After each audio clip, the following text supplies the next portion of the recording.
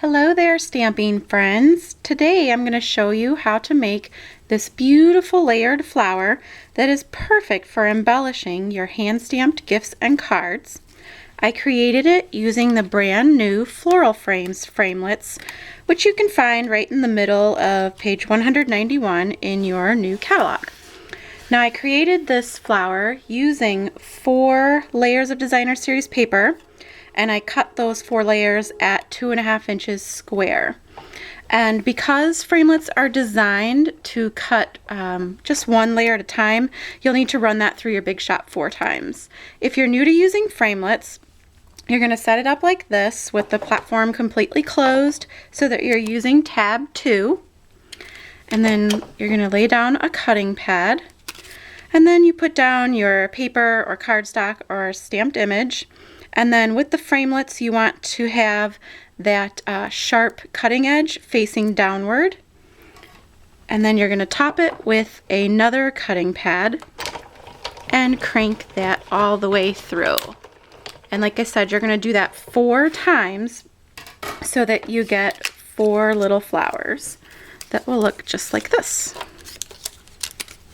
So, because I wanted my top flower to be a little bit more scrunched up than the others in the finished product, I am going to take my snips and in between each petal just cut a tiny little slit. Nothing too big, don't want it to fall apart, but this way I'll be able to scrunch those petals a little bit closer together. And then I just went all the way around to do that. Now I want to add a little bit of texture and break down the fibers. So I'm going to use my square lattice embossing folder, and luckily all 4 of these little guys will fit right inside. Close that up, and then I'm just going to dry emboss these. And because I want the fibers to be broken down a little bit more, I'm going to dry emboss it a second time. And so no scientific method here, just give them a little scoot, a little spin.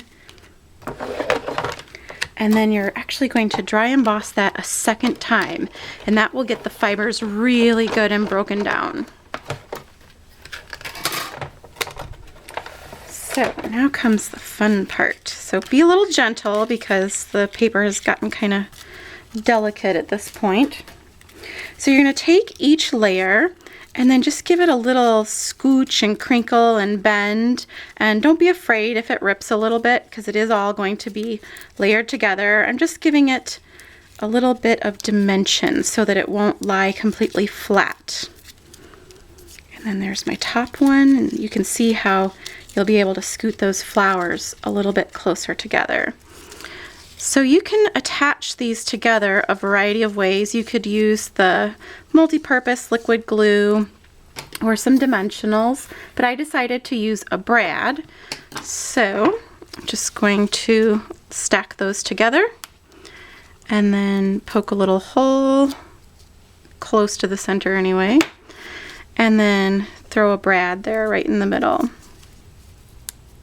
Nothing too complicated. So then you're going to want to fuss with it a little bit so that you can start getting it to bend and shape into that flower shape. Definitely want it 3-dimensional. To add a little bit more dimension with color, I decided to sponge some ink on, and because I used the Primrose Petals designer series paper, I decided to use the Primrose Petals ink. But you could use a variety of colors, you know, mix and match your papers with your ink to match whatever your project is. So there's kind of like a little bit of ink on the top layers, and because it's 3-dimensional, I actually like to sponge both sides. So what I'm going to do is finish it off by sponging from the bottom up, because that kind of fluffs my flower a little bit for me before I go fuss with it. But I think it's important to sponge both sides when it's 3-dimensional and you're going to see both layers. So then you're just going to want to fiddle and fuss with it and kind of bend it up into the shape that you want.